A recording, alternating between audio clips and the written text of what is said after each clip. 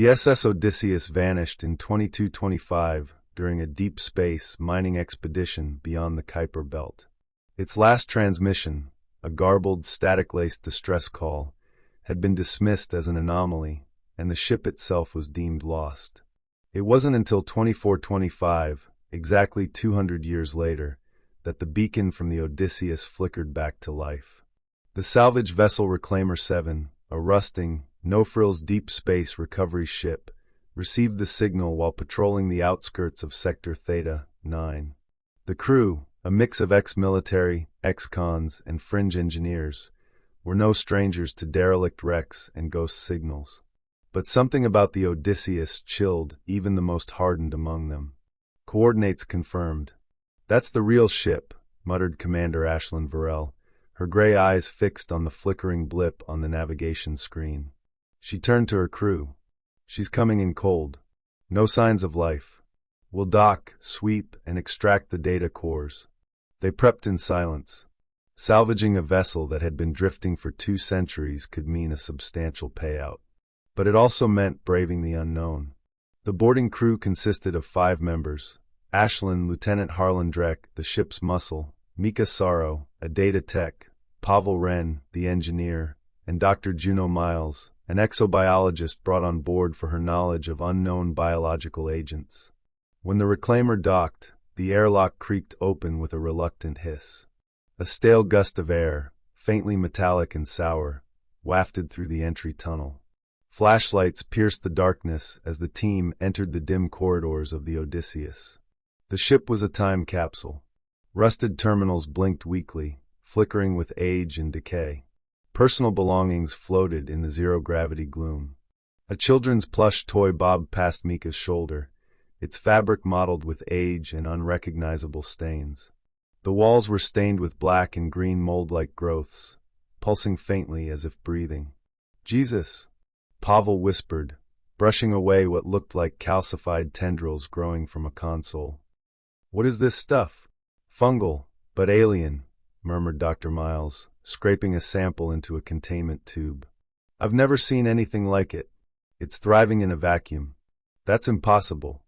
Further exploration of the ship revealed sealed doors pried open from the inside, scratch marks along the bulkheads, and old blood smeared across observation windows. They reached the bridge where the captain's corpse, mummified by vacuum and time, still sat in the command chair. His face was contorted in a scream. Something had erupted from his chest, shattering the front of his suit. Ashlyn scanned the remains. "Autopsy later. Let's find the core." As Mika and Pavel powered up the ship's systems to access the logs, the others fanned out. The corridors groaned. The walls vibrated subtly, almost as if the ship itself were alive. Dr. Miles' sample began to writhe inside the containment tube. I didn't even expose it to heat or moisture. "It's reacting on its own," she gasped. "This fungus is conscious." In engineering, Harlan found what looked like a body suspended in a web of black vines, arms outstretched, head lolling. The eyes opened. They glowed faintly green. The crew member screamed. Harlan raised his weapon, firing point blank. The body thrashed, lurching forward with terrifying speed. Its limbs moved in stiff, jerky motions, but with strength that defied biology. Bullets tore through its chest, revealing sinewy strands of the fungal mass underneath. Still it kept coming. "Undead! Fall back!" Harlan shouted into comms, retreating down the corridor. They regrouped at the bridge as more creatures emerged. Former crew of the Odysseus, twisted and reanimated, their mouths overflowing with tendrils, eyes glowing, moving like marionettes pulled by invisible strings. "It's the fungus," Juno gasped. "It reanimated their nervous systems. It's not just feeding on them, it's controlling them." They ran. Twisting corridors, barely functioning doors, and the ceaseless thud of inhuman footsteps behind them. The team split. Mika and Pavel made for the engine room to override the ship's power and open the emergency airlocks. Ashlyn, Juno, and Harlan headed for medbay to retrieve more information about the crew's last days. In the medbay, they found dozens of data entries, logs by a Dr. Elian Marr. Her final recordings showed the progression of a strange spore infection. She spoke of hallucinations, sudden aggression, and ultimately the death and resurrection of the infected. "It came from an asteroid core sample," she whispered in her last log, her voice weak. "We cracked it open. Something woke up. It's intelligent.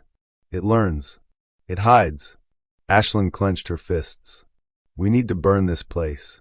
Pavel and Mika, meanwhile, fought their way to the engine bay. One of the infected ambushed them, its arm now a barbed tendril. It impaled Mika through the abdomen. She screamed, flailing, as Pavel shot the creature repeatedly. She slumped to the floor, blood pooling around her. "Don't let it take me." Pavel nodded, tears in his eyes. He activated the auxiliary power and broadcast a signal to Ashlyn. "Emergency hatch unlocked. You've got 5 minutes before I overload the reactor," he said, voice shaking. Ashlyn made the call. "Get to the dock. Leave anyone who doesn't make it." Harlan stayed behind to hold off a wave of the infected as Ashlyn and Juno raced back. His last words over the comm were drowned in static and screams. Back on the reclaimer, only Ashlyn and Dr. Miles remained. They watched through the viewport as the Odysseus erupted in a fiery bloom of green and red. The fungus howled, its scream silent in the vacuum, but felt deep in the bones. Ashlyn sat in silence. How long before that stuff gets out again? Dr. Miles didn't answer immediately. She opened her bag and pulled out the containment tube, cracked, leaking black fluid. Too late.